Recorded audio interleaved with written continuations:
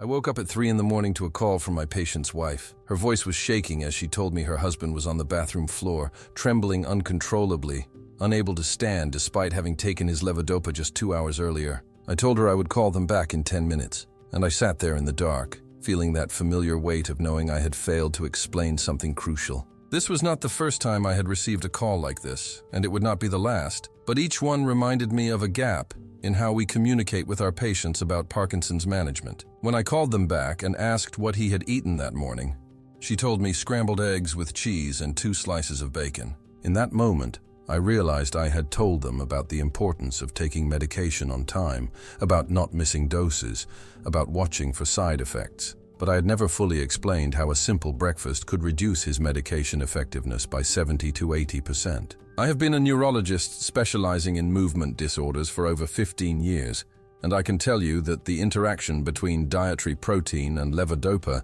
is one of the most underappreciated factors in Parkinson's management. I see patients in my clinic every single week who are experiencing unpredictable motor fluctuations, and when I dig deeper into their daily routines, I discover they are unknowingly sabotaging their own treatment with every meal. They are taking their medications exactly as prescribed, never missing a dose, following every instruction I have given them, and yet they are still having severe off periods that disrupt their lives and steal their independence. The problem is not their medication. The problem is not their disease progression. The problem is that nobody has explained to them in clear, practical terms how protein competes with levodopa for absorption and transport in the body. Let me walk you through the science of what happens, because understanding this mechanism changed how I counsel every single one of my Parkinson's patients. Levodopa is an amino acid, which means it belongs to the same chemical family as the building blocks that make up dietary protein. When you eat a meal containing protein, your digestive system breaks down that protein into individual amino acids. Now you have levodopa from your medication trying to cross from your intestinal tract into your bloodstream, and you also have dozens of amino acids from your breakfast trying to do exactly the same thing. The challenge is that all of these amino acids compete for the same transporter molecules in your intestinal wall. Think of these transporters as a limited number of shuttle buses that can only carry so many passengers at once. If those shuttle buses are filled with amino acids from eggs, cheese, bacon, yogurt, or protein powder, there simply is not room for levodopa to get absorbed efficiently. But the competition does not stop there, and this is the part that many physicians do not fully emphasize when they briefly mention that protein might affect levodopa. Even if some levodopa manages to get absorbed into your bloodstream, it then has to cross the blood-brain barrier to reach the neurons in the substantia nigra, where it will be converted into dopamine. And what transporter system does levodopa use to cross the blood-brain barrier?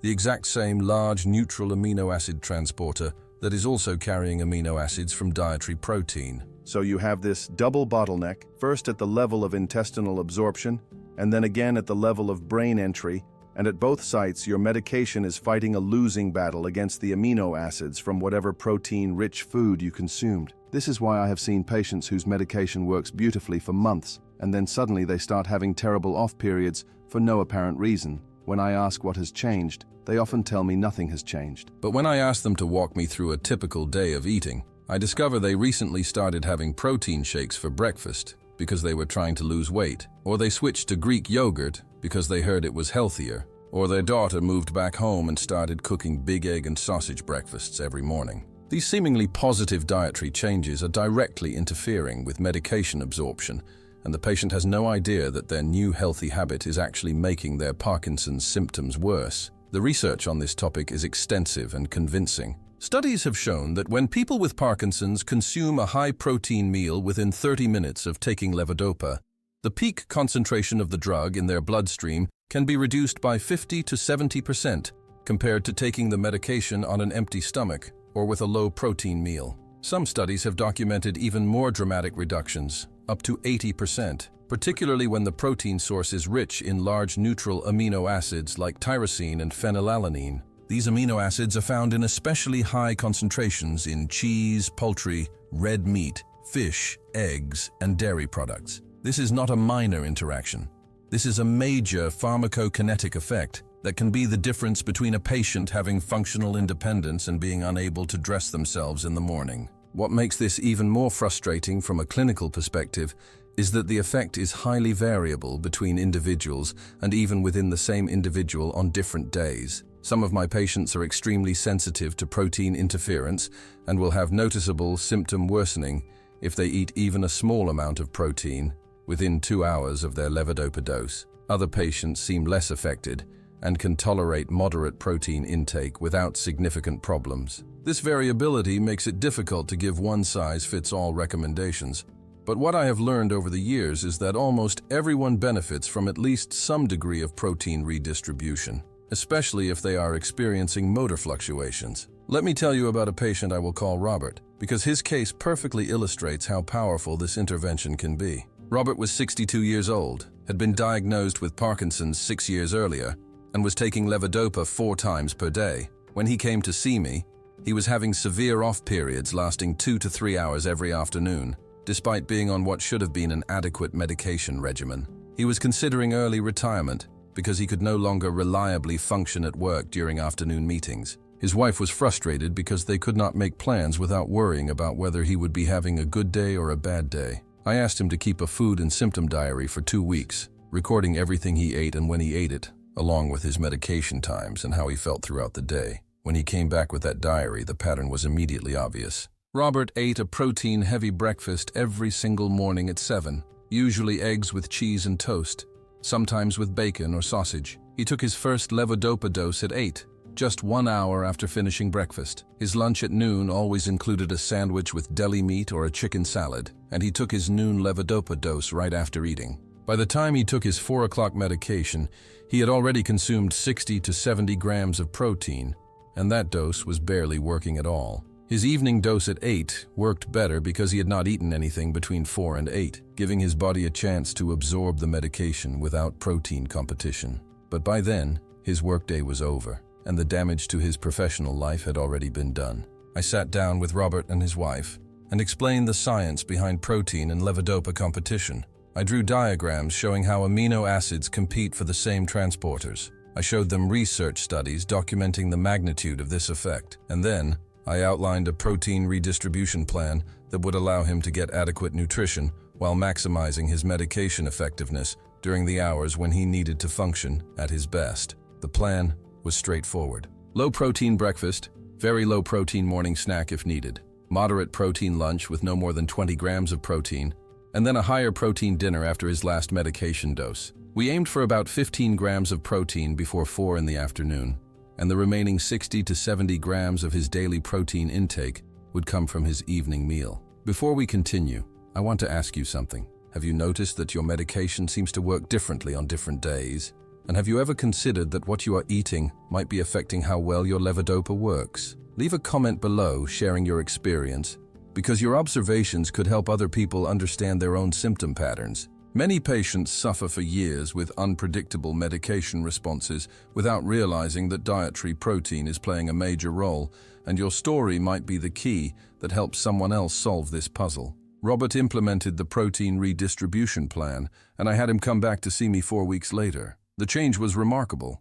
His morning off periods had essentially disappeared. His medication was kicking in within 20 to 30 minutes instead of taking an hour or more. His afternoon off periods, which used to last 2 to 3 hours, were now down to maybe 30 minutes of mild symptoms. He was able to function consistently at work, attend meetings without anxiety, and make plans with confidence. His wife told me that she felt like she had her husband back. And here is what really struck me. We did not change his medication doses at all. We did not add any new drugs. We simply changed when he ate protein, and that single modification had a more profound impact on his quality of life than any medication adjustment I could have made. Since then, I have implemented protein redistribution strategies with hundreds of my patients, and I have seen similar results over and over again. Not everyone responds as dramatically as Robert did, but the majority of patients who are experiencing motor fluctuations see meaningful improvement when they separate protein intake from levodopa doses. The patients who benefit most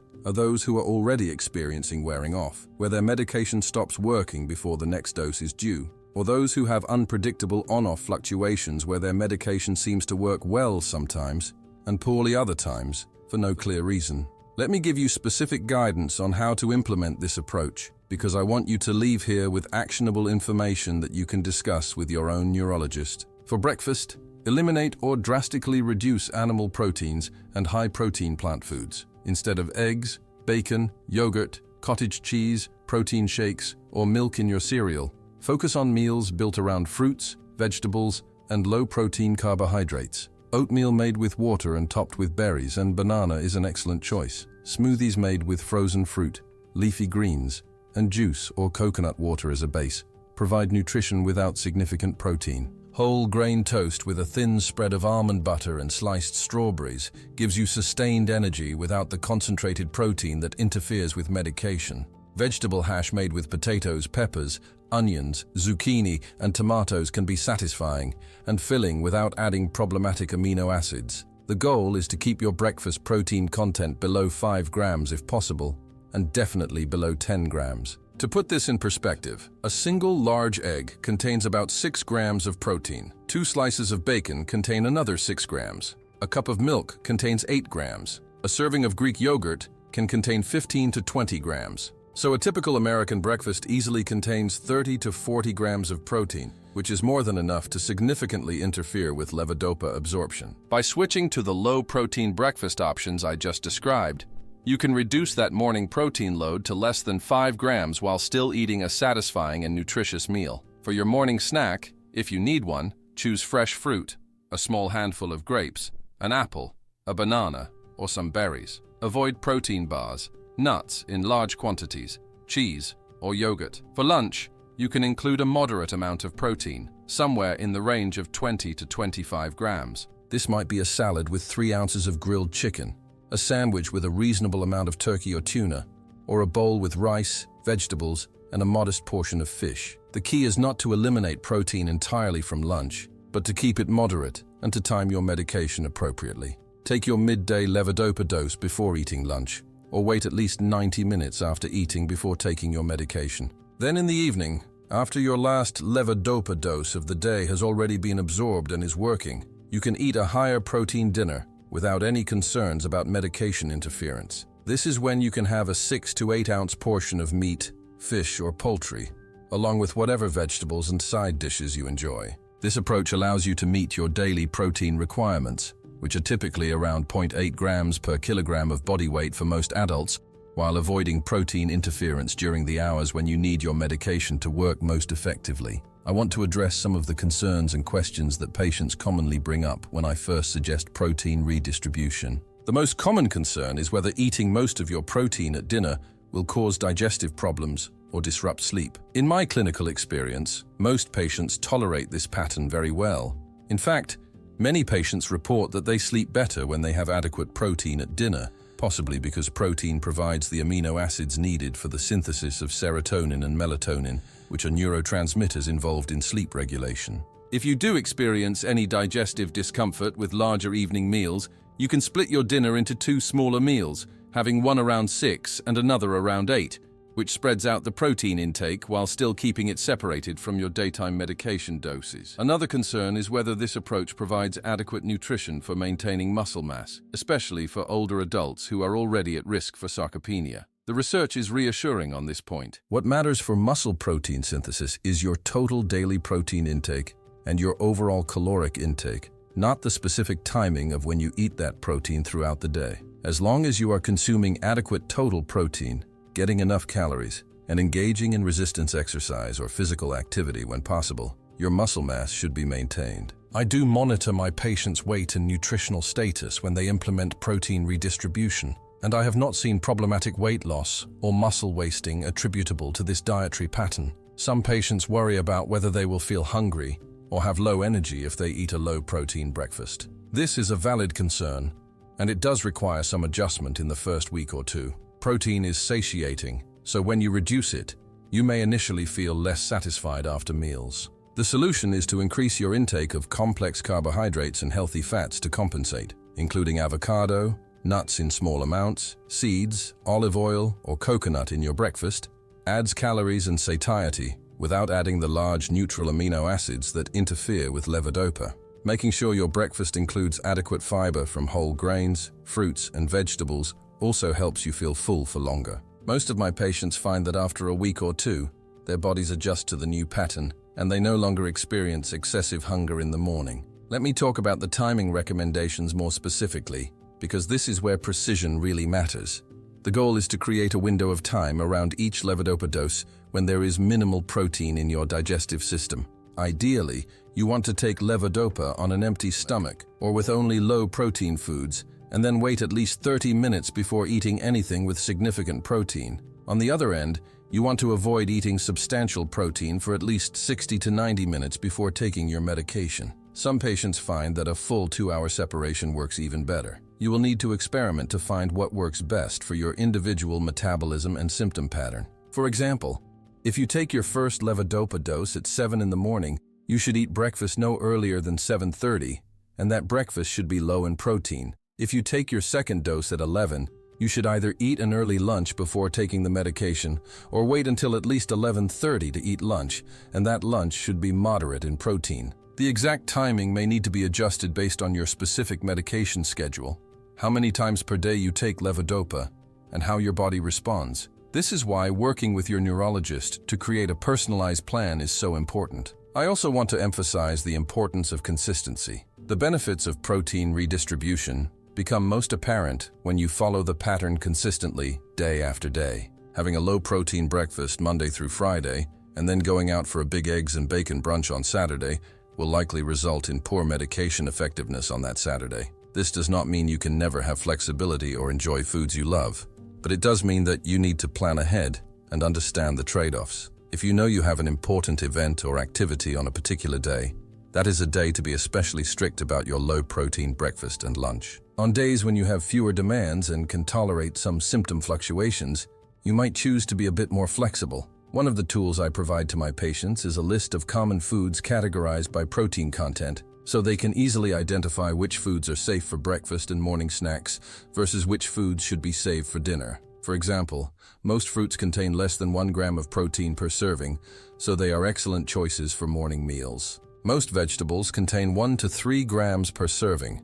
still very low. Grains vary, with white rice and regular pasta being lower in protein than whole wheat versions or quinoa, but even the higher protein grains are still much lower than animal products. A cup of cooked oatmeal has about 6 grams of protein, which is borderline but usually acceptable if it is the main protein source in your breakfast. A cup of cooked quinoa has about 8 grams, so it should be eaten in moderation or saved for later in the day. In contrast, animal products are very high in protein. A 3-ounce serving of chicken breast contains about 26 grams. A 3-ounce serving of salmon contains about 22 grams. A cup of milk contains 8 grams. An ounce of cheese contains 6 to 7 grams. These are the foods that need to be carefully timed and mostly consumed in the evening. Nuts and seeds also vary, with some being lower in protein than others. Almonds have about 6 grams of protein per ounce, while sunflower seeds have about 5 grams per ounce. These can be used in small amounts for breakfast,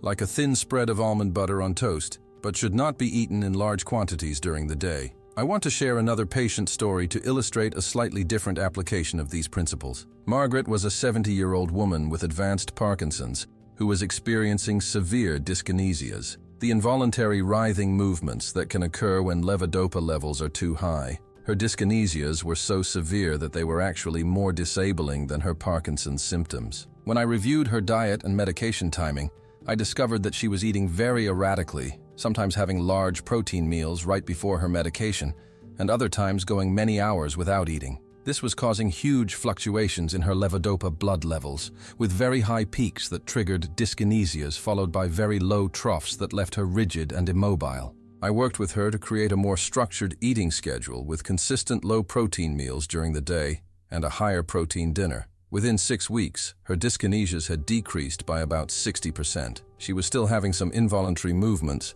but they were much more manageable and less disruptive to her daily activities. Her off periods also improved. What this case taught me is that protein redistribution is not just about improving medication effectiveness during off periods. It is also about creating more stable, predictable levodopa levels that avoid the extreme peaks and valleys that can cause problematic side effects. Now let me address some of the practical challenges of implementing this dietary approach in real life, because I have heard every possible obstacle from my patients over the years. One common challenge is social situations and eating out. When you go to a restaurant for breakfast, almost every item on the menu is high in protein: omelets, egg dishes, pancakes with bacon, breakfast burritos, yogurt parfaits. All of these are problematic. What I tell my patients is to look for fruit plates, oatmeal, or to ask if the kitchen can make a custom dish like a vegetable sauté with toast. Some restaurants are very accommodating once you explain that you have dietary restrictions for medical reasons. Bringing a small card that briefly explains your needs can help with communication. Another challenge is family dynamics. If you have been cooking and eating a certain way for decades, changing those patterns affects everyone in the household. I encourage patients to involve their families in learning about protein and levodopa interactions so that everyone understands why these changes matter. Sometimes it is easier to make separate breakfast items for the person with Parkinson's rather than trying to change everyone's diet. Other families decide to adopt the low-protein breakfast pattern for everyone, which can actually have health benefits for people without Parkinson's as well, since most Americans eat far more protein than they actually need. A third challenge is the learning curve of figuring out what to eat and how to prepare it. Most people have been eating the same basic breakfast for their entire adult lives, and suddenly being told they cannot have eggs or yogurt or their usual routine can feel overwhelming. This is where working with a registered dietitian can be incredibly valuable. A dietitian can provide meal plans, recipes, shopping lists, and practical tips that make the transition much easier. Many of my patients also find it helpful to batch cook breakfast items on the weekend, like making a large pot of oatmeal or baking low-protein muffins, so that weekday mornings are simple and quick. I want to talk about some additional strategies that can enhance levodopa absorption beyond just managing protein timing. First is hydration.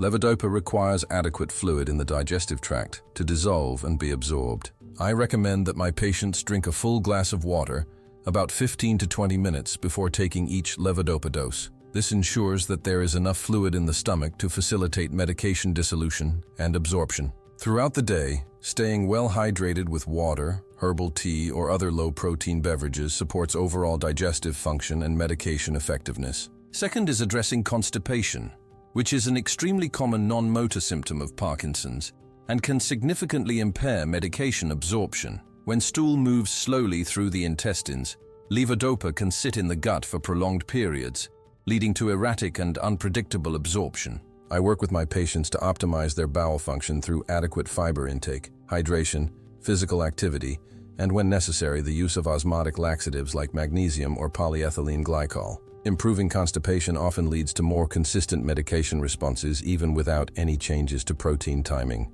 Third is considering the use of vitamin C to potentially enhance levodopa absorption. Some research suggests that taking vitamin C along with levodopa may improve its absorption, possibly by creating a more acidic environment in the stomach that facilitates dissolution. I do not routinely recommend this for all patients, but for those who are struggling with medication effectiveness despite optimizing protein timing, it is worth discussing. A typical approach would be taking 100 to 500 milligrams of vitamin C with each levodopa dose, but this should be done under medical supervision as there can be interactions with other medications. Fourth is paying attention to the formulation of levodopa you are taking. Some patients take immediate release levodopa, while others take extended release formulations. Extended release versions are designed to provide more stable blood levels over a longer period, but they are also more susceptible to variable absorption depending on what is happening in the digestive tract. If you are taking extended release levodopa and having erratic responses, it may be worth discussing with your neurologist whether switching to immediate release, at least for some of your doses, might provide more predictable effects when combined with protein redistribution. Let me talk about monitoring and adjusting your approach, because this is not a set it and forget it intervention. I have my patients keep a symptom diary for at least the first month of implementing protein redistribution so that we can objectively assess whether it is helping. In that diary, they record what they ate at each meal, when they took each medication dose, and how they felt at different times throughout the day using a simple scale. Were they in a good on state where they could move normally? Were they in an off state with significant symptoms? Did they have dyskinesias? This data allows us to identify patterns and make adjustments. For example, if a patient is following the low-protein breakfast guidelines but still having morning off periods, we might need to push their breakfast even later or reduce protein even further. If someone is doing well in the morning but having afternoon problems, we might need to adjust the protein content of their lunch or the timing of their midday medication. Every person is different, and what works perfectly for one patient might need modification for another. This is why ongoing communication with your healthcare team is essential. I also want to address the question of whether protein redistribution is appropriate for everyone with Parkinson's or only for certain patients. In my clinical practice, I primarily recommend this approach for patients who are experiencing motor fluctuations, meaning they have noticeable wearing off of medication effectiveness before their next dose is due. Or they have unpredictable on-off fluctuations where their medication seems to work differently from day to day. If you are in the early stages of Parkinson's and your medication is working smoothly and consistently without any fluctuations, you may not need to implement protein redistribution at all. However, as Parkinson's progresses and motor fluctuations become more common, this becomes an increasingly important strategy. There is also emerging research on whether protein redistribution might have benefits beyond just improving levodopa absorption. Some studies have suggested that eating patterns which avoid large fluctuations in amino acid levels might support overall brain health and potentially slow neurodegenerative processes. While this research is still preliminary and not conclusive, it adds another potential reason to consider this dietary approach, even for patients whose medication is currently working well. Let me share some final thoughts based on my years of experience managing Parkinson's disease. One of the most frustrating aspects of this condition, both for patients and for physicians, is the unpredictability. Patients can follow all of their doctor's instructions perfectly and still have days when their symptoms are much worse for no apparent reason. This unpredictability erodes confidence, increases anxiety, and makes it difficult to maintain independence and quality of life. Protein redistribution does not eliminate all unpredictability, and it certainly does not cure Parkinson's or stop disease progression, but it does give patients back some degree of control and consistency. When you understand how protein affects your medication, you can make informed choices that improve your symptom management and allow you to function better during the hours that matter most to you. If this information has been valuable to you, I encourage you to subscribe to this channel and turn on notifications so you can stay updated on evidence-based strategies for managing Parkinson's disease. We cover topics ranging from medication optimization to exercise programs to dietary interventions, all with the goal of helping you live as well as possible with this challenging condition. Our community is made up of patients, caregivers, and healthcare professionals who are all committed to sharing knowledge and supporting each other on this journey. Your engagement, your questions, and your experiences shared in the comments help everyone learn and improve their own Parkinson's management. Remember that protein redistribution is a tool, not a cure, and it should be implemented as part of a comprehensive Parkinson's management plan that includes appropriate medications, regular exercise, physical therapy when needed, attention to mental health, social engagement, and ongoing communication with your healthcare team. No single intervention will solve all the challenges of living with Parkinson's, but small strategic changes, made consistently over time, can add up to meaningful improvements in how you feel and what you are able to do. You have more control than you might think, and understanding the science behind your treatment empowers you to make choices that support your health and your quality of life.